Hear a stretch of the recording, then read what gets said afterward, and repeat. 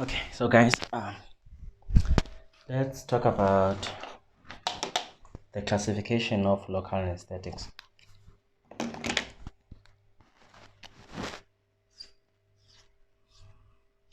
Local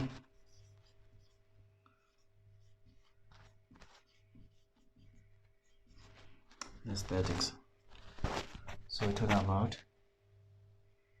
the classification.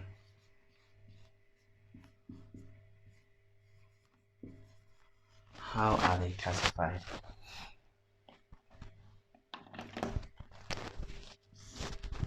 So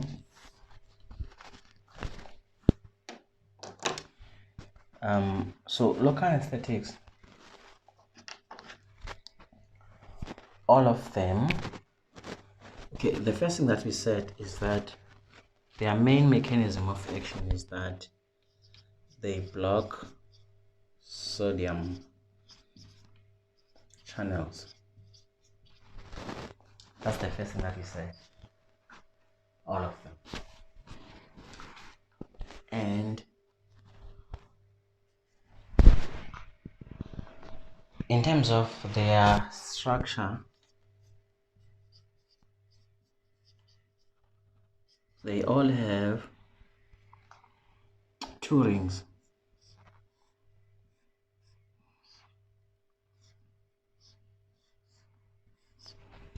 Obviously, not drawn according to scale.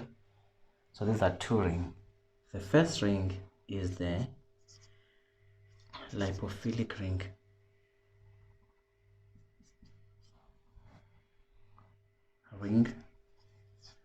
And the other one is the aromatic ring.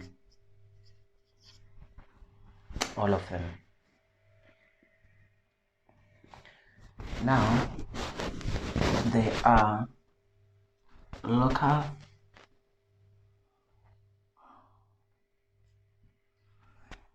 anesthetics that have been found to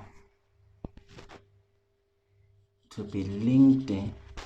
There are those that, let me just put it that way, there are those that are linked.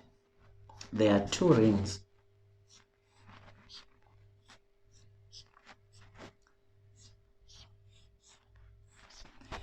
There are two rings. These ones, the link here is an amide bond, and then the link here is an ester bond. So the local anesthetics that their two rings are linked by an amide bond are called amides. The local anesthetics that their two rings are linked by an ester bond are called esters.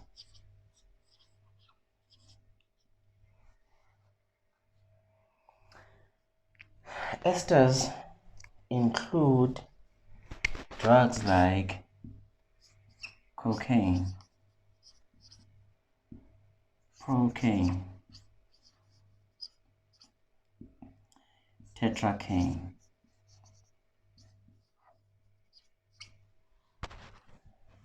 I think there's chloroquine as well,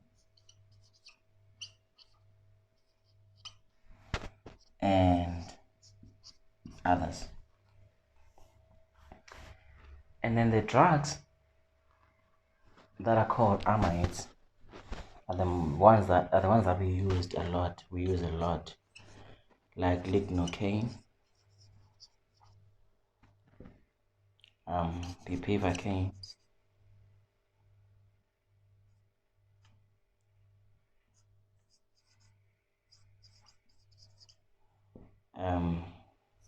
levobupiracaine,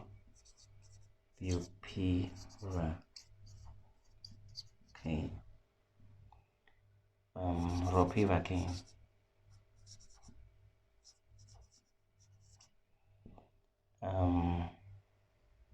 marivacaine, and etc.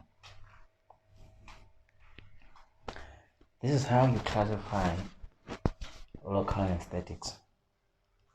And we said that the most common ones that we use for stitching, putting up ICDs, basically for infiltration we use lignocaine most of the times. For spinal anesthesia we use bupivacaine. There are two types there. There's one with dextrose, it's called heavy bupivacaine, and then the one that is without is called plain. So yeah, we use that with dextrose. We are going to talk about it when we talk about spinal, right? So the two most common used local anesthetics in the hospital is these two. So it's gonna be worth a while to discuss these in detail and talk about them in detail because those are the most common ones that I used. Another important thing is that this group of drugs, these drugs are metabolized by an enzyme called acetylcholinesterase.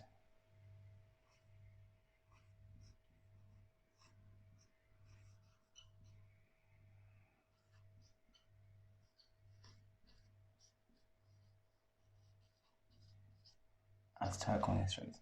While these ones are metabolized in the liver, this is found in the blood, this enzyme. These are metabolized in the liver.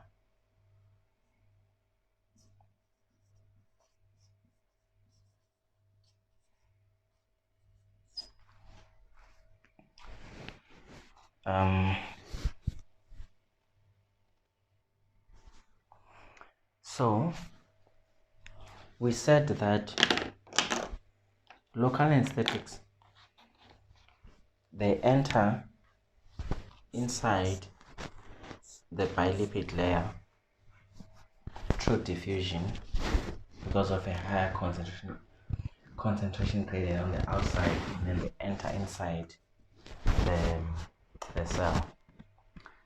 And what makes them to be able to diffuse through this is because of two things. The first one is that they've got this lipophilic ring, not lipophobic but lipophilic, so they are attracted to the lipids, so it's easy for them to diffuse here. That's number one. Number two, because of they take advantage of the higher concentration that is outside the cell, so they diffuse down their concentration gradient into the cell. And I did explain that the local anesthetics do not have a channel that they can use in order to get into the cell, because what they want to do is to get inside the cell and lock the channels from the inside so that sodium does not enter. That's what they want to do. So they can't do that from the outside. They must get inside and block the channel. So I said the two factors is that they are lipophilic, they're able to diffuse through the bilipid layer, and secondly, they follow their concentration gradient, right? So in terms of classification, I think that's about it. So thanks guys for watching. Let's meet in part 3 of this.